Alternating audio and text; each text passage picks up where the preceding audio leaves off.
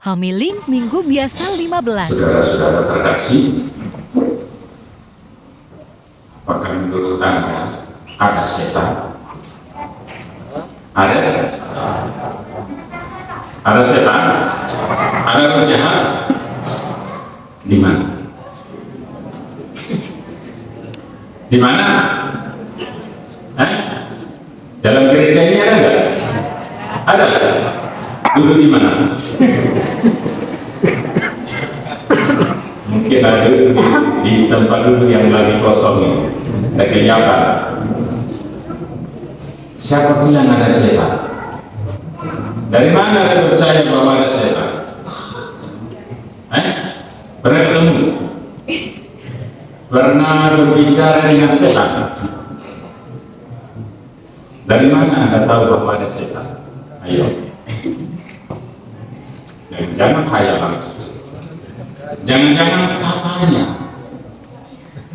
Karena belum pernah ketemu. Tolong dijawab. Dari mana Anda tahu ada setan? Dari mana? Dari mana?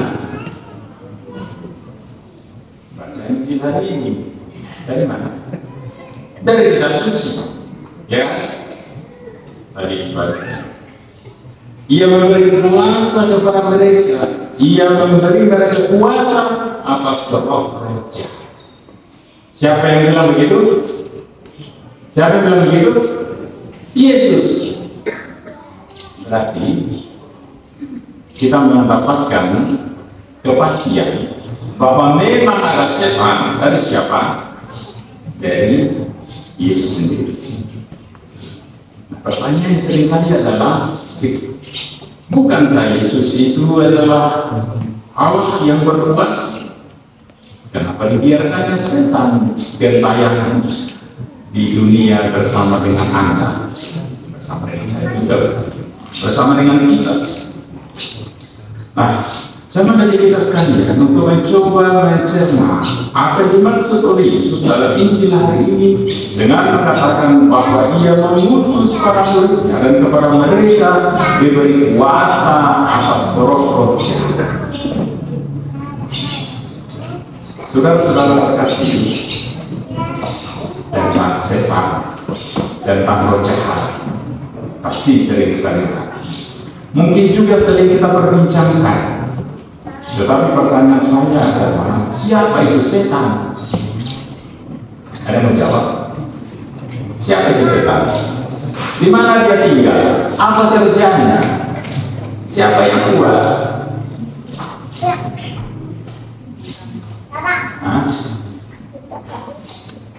Ada yang menjawab? Di mana itu setan? Apa itu setan? Saudara-saudara terkasih, kalau kita kembali dalam ajaran gereja kita, kalau Anda baca katekismus gereja Katolik, sana dikisahkan atau diceritakan dan dijelaskan mengenai apa yang dimaksud oleh setan, bagaimana dipahami di dalam gereja Katolik yang disebut juga oleh Yesus beberapa kali di dalam Injil. Gereja memberikan penjelasan bahwa setan itu juga adalah ciptaan. Ia dicipta sebagai malaikat, tetapi dalam perjalanan waktu mereka menolak untuk taat kepada perintah dan kuasa Allah. Karena mereka menolak, maka mereka ingin juga berkuasa seperti Allah. Dan karena itu lalu mereka menjauh dari Allah karena tidak mau taat dan setia kepada Allah. Dalam bahasa kitab suci, kita sering mendengar mengenai kuasa setan atau iblis atau roh jahat. Tentang setan ini, mungkin salah satu ayat yang menjadi penegasan. Kalau Anda membaca misalnya dari Yohanes bab 8 ayat 44, di sana Yesus memberi nama kepada setan. Dia mengatakan sebagai bapa segala dusta. setan itu adalah bapa segala dosa. Dari mana kita menemukan ini? Saudara-saudara terkasih, kalau kita ingat-ingat kembali dalam kitab Kejadian, kisah kejatuhan manusia pertama di dalam dosa, di sana dikatakan jalan ceritanya secara singkatnya begini. Sesudah segala sesuatu diciptakan dan semua ciptaan itu baik adanya, lalu termasuk manusia ditempatkan di taman. Lalu kepada mereka diberi perintah, segala sesuatu yang ada boleh kamu ambil, boleh kamu nikmati, boleh kamu makan, tetapi ada satu, buah pohon terlarang ini tidak boleh kamu makan. Nah, pada suatu waktu dikisahkan dalam kitab Kejadian, datanglah si pemberontak yang disebut setan dalam bentuk ular. Apa katanya kepada Hawa? Nanti kalau kamu makan ini buah pohon terlarang, kamu akan menjadi seperti Allah. Kamu akan menjadi seperti Allah. Lalu apa yang terjadi? Hawa mengambilnya dan makan. Lalu diberikan kepada Adam, lalu makan. Pertanyaannya, apakah setelah mereka makan buah pohon terlarang itu menjadi sama seperti Allah? Menjadi sama seperti Allah? Tidak. Disitulah awal dari kedustaan setan. Maka Yesus mengatakan setan itu adalah bapa segala dusta. Bohongnya. Dia bilang kalau kamu makan buah pohon ini, kamu akan menjadi sama, kamu akan menjadi seperti Allah. Mereka makan, tapi faktanya tidak menjadi seperti Allah. Maka apa yang terjadi? Mereka jatuh dalam dosa dan penderitaan. Setan berdusta. Yesus menyebutnya bapa segala dusta. Maka kalau sering-sering berdusta, artinya apa? Artinya apa? Temannya setan. Saudara-saudara terkasih, kalau Anda sering-sering berdusta, artinya apa? Temannya setan. Karena bapak segala dusta itu adalah setan. Jadi anaknya setan.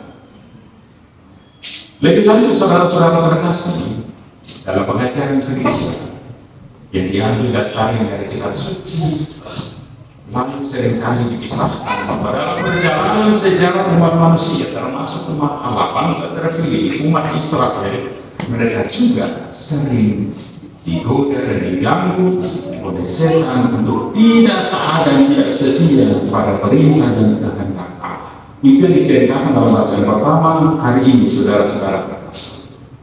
Tuhan mengutus Nabi Amos ke tengah-tengah bangsa Israel untuk memperingatkan bahwa mereka tidak lagi setia kepada Tuhan. Maka ketidaksetiaan mereka dikatakan bahwa Amasya, imam di Betel, bersama dengan raja membangun tempat ibadah dan mempersembahkan korban sendiri di Betel, tidak lagi di Yerusalem sebagaimana sudah ditunjukkan Tuhan untuk menjadi tempat mereka beribadah. Pindahnya tempat beribadah mereka dari Bait Allah di Yerusalem ke Betel itu menjadi tanda keberpihakan terhadap kehendak Allah. Maka bacaan pertama hari ini dikatakan Tuhan mengutus Nabi Amos untuk memperingatkan Amasya dan raja dan orang-orang yang ikut raja untuk beribadah di Betel, karena mereka sudah menyimpang dari kehendak Tuhan. Perjalanan sejarah bangsa Israel terjadi terus secara demikian. Lalu mari kita bertanya, mengapa Tuhan membiarkan setan hadir gentayangan bersama dengan kita manusia? Seringkali kita bertanya, benarkah Tuhan membiarkan setan menguasai dan menggoda manusia? Saudara-saudara terkasih, kita diberi jawaban dalam bacaan kedua hari ini. Bahkan di dalam bacaan ini. Nah, saudara-saudara terkasih, gereja mengatakan memang setan dengan segala kuasanya tetap hadir di tengah-tengah umat manusia, juga bekerja untuk menggoda manusia agar menolak Allah, agar memberontak terhadap Allah, agar tidak setia kepada kehendak dan perintah Allah. Tuhan tidak membiarkan kita manusia di dalam kelemahan kemanusiaan kita. Kepada para muridnya, Yesus, sebagaimana kita dengarkan dalam bacaan Injil hari ini, tidak membiarkan para muridnya dikuasai oleh kuasa roh jahat. Maka dikatakan, Ia memberi mereka kuasa atas roh-roh jahat. Kepada para murid Yesus, kepada Anda sekalian, kepada kita semua, Tuhan memberikan kuasa untuk mampu menolak godaan dan kuasa setan. Lalu akan terjadi ketika para murid diberi kuasa. Kita temukan itu pada ayat 13 dari bacaan Injil hari ini, Injil Markus. Sana dikatakan, mereka mengusir banyak setan. Ternyata saudara-saudara terkasih, para murid mampu mengusir banyak setan. Dengan cara apa?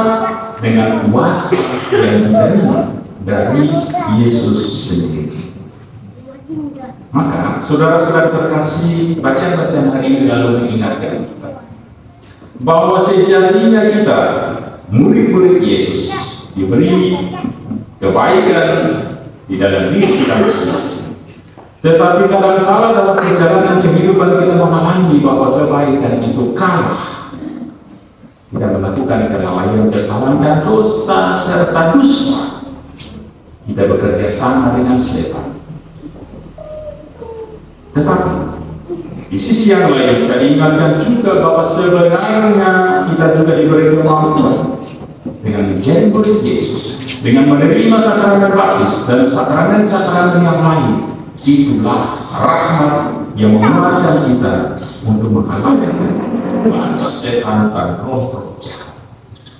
Itulah yang dijelaskan kepada kita, saudara-saudara terkasih, bacaan kedua hari. Satu Paulus mengatakan kepada kita, sebab di dalam Dia, yaitu Kristus, Allah telah memilih kita sebelum dunia dijadikan, supaya kita kudus dan tak bercela di hadapan-Nya. Pilihan kita menjadi murid Yesus lewat baptisan membawa kita pada kekudusan dan hidup tak terjebak. Namun kita mengalami, saudara-saudara terkasih, bahwa dalam perjalanan kehidupan kita kadang-kadang kalah dari kuasa setan dan roh jahat. Lalu pada situasi seperti itu, apa yang harus kita lakukan sebagai murid-murid Yesus? Yesus mengatakan dalam Injil hari ini, orang harus bertobat. Dan ketika kita bertobat, lalu apa hasil atau pengaruhnya? Santo Paulus mengatakan kata-kata ini kepada kita.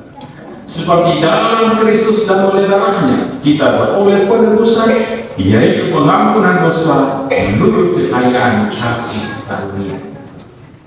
Saudara-saudara terkasih, kuasa yang diberikan oleh Tuhan kepada kita sebagai murid-muridnya memampukan kita untuk mengalahkan kuasa setan dan roh jahat. Namun kita mengalami dalam keseharian hidup bahwa tidak selalu kita gunakan kuasa itu. Kadang-kadang kita kalah dan kita mengikuti godaan setan. Pada saat itu, pada kita bangun kesadaran, dan lalu kita melakukan tindakan bertobat. Dan kalau sudah bertobat, Santo Paulus mengatakan, dalam Kristus Allah akan memberikan pengampunan. Artinya, saudara-saudari terkasih, sabda Tuhan hari ini dalam mengajak kita sekalian, semakin yakin bahwa pada dasarnya kita manusia dicipta sungguh baik keadaan. dalam perjalanan kehidupan, lalu ada kuasa-kuasa lain yang mengganggu kebaikan kita. Kita tergoda dan jatuh dalam godaan setan dan roh jahat, dan pada saat itu ketika kita sadar, mari kita bangun sikap bertobat. Dan kalau kita bertobat, Yesus dan Satu Paulus hari ini menasihatkan dan mengingatkan kita, Tuhan akan memberi pengampunan karena belas kasih. Maka mari saudara-saudara terkasih, kita gunakan kuasa Kristus yang sudah kita terima agar kita mampu menolak setiap godaan setan, tetap setia dan taat pada kehendak dan kita kumpulan. Kalau suatu saat kita jatuh dalam godaan setan, mari kita menyesal, bertobat, dan Tuhan karena belas kasih-Nya akan memberikan pengampunan kepada kita. Tuhan menolong.